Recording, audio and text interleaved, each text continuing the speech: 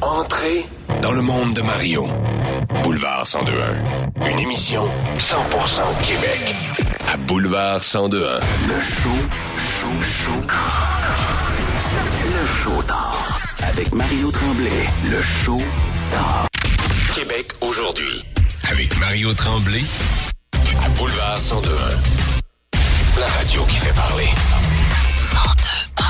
On est un mardi aujourd'hui, alternance soleil et nuages côté météo, un peu comme hier, c'est une journée presque calquée, maximum de 21 degrés aujourd'hui. Mario Tremblay. Mario Tremblay. Sur Énergie. Énergie. 98.9. On parle donc maintenant à l'ex-ministre de la Santé sous le gouvernement de Robert Bourassa et celui qu'on désigne comme étant le père de l'assurance maladie au Québec, M. Claude Castonguay. M. Castonguay, bon matin. Bonjour. Merci d'avoir accepté notre invitation. Est-ce que vous aimez cette...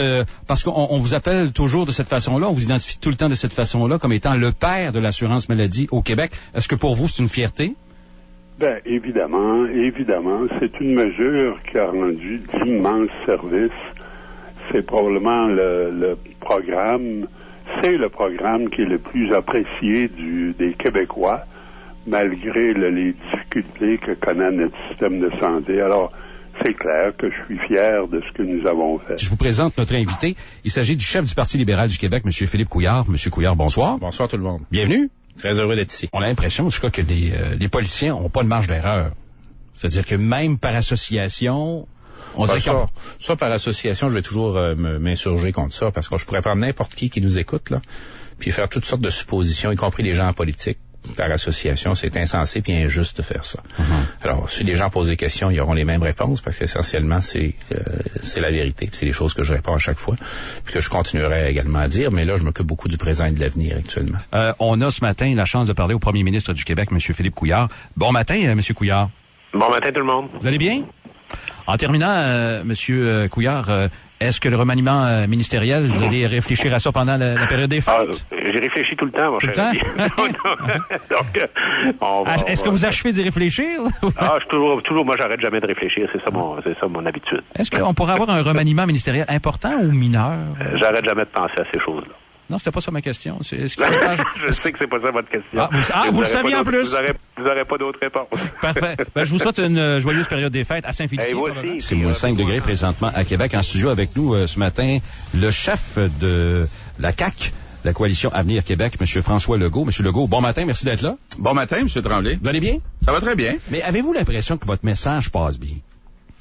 Écoutez, c'est difficile pour tous les partis politiques. Le projet Saint-Laurent, entre autres, il me semble que c'est comme passé presque inaperçu. Écoutez, c'est certain que de parler d'économie, de parler d'innovation, de parler de gestion des finances publiques, de parler de la dette, c'est difficile au Québec. Monsieur Legault, merci. Merci beaucoup, M. Tremblay. Bonsoir, M. Mongrain. Est-ce que ça vous intéresse? Quotidiennement, par exemple? Non. Vous le referiez pas, là? Pas ce que je faisais. Ce que j'ai fait le tour. Et je m'en suis rendu compte, et on s'en rend compte, parce que, honnêtement, là, le gars qui est aux prises avec son assurance chômage il y a 20 ans, il y en a encore qui sont pris avec l'assurance chômage il y a 20 ans.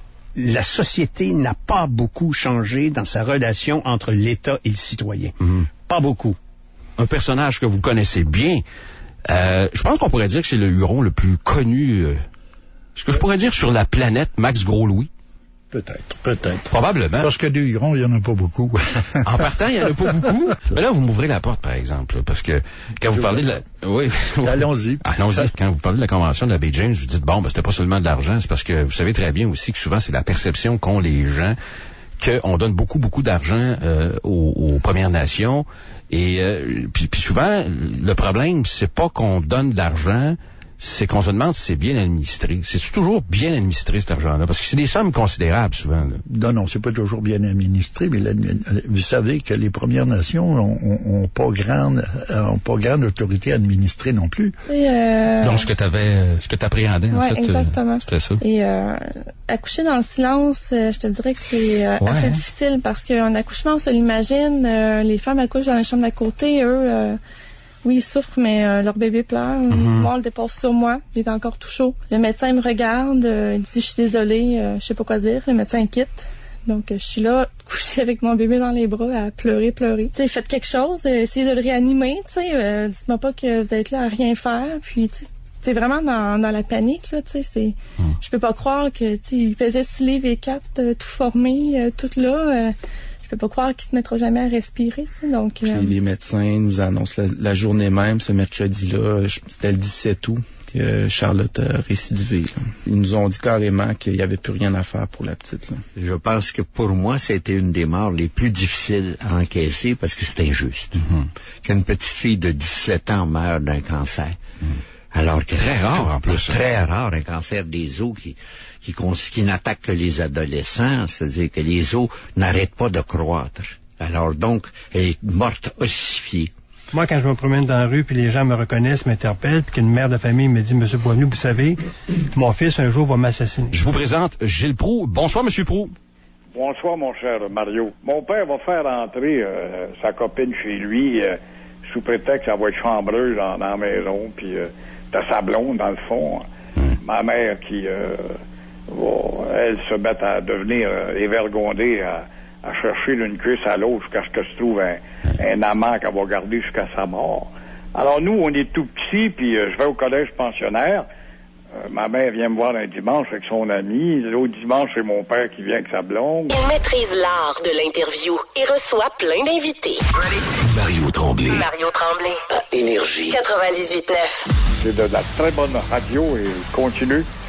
Je vois que tu es animé par la passion et l'amour de ton travail et ça paraît dans ta voix. Parfait, merci beaucoup.